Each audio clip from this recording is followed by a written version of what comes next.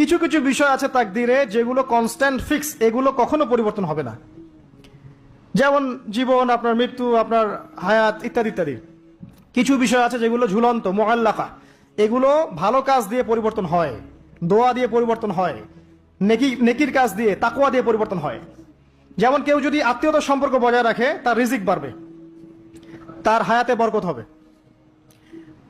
এই যে কোরআনের কথা বললাম, কেউ যদি কোরআন বেশি বেশি তেলাওয়াত করে, কোরআন নিয়ে বেশি বেশি গবেষণা করে, তার হায়াতে রিজিকে বারাকা আসবে। কেউ যদি প্রতিবেশীর খোঁজ খবর নেয়, পিতা মাতার সেবা করে, মা না থাকলে খালার সেবা করে, তারও বারাকা আসবে।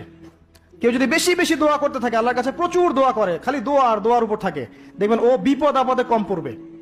আর বিপদ আপদ আসলেও দেখবেন আল্লাহ পাক গায়েবী মাদাতে দেখবেন কোনো না কোনো ভাবে তাকে সেভ করে ফেলছেন।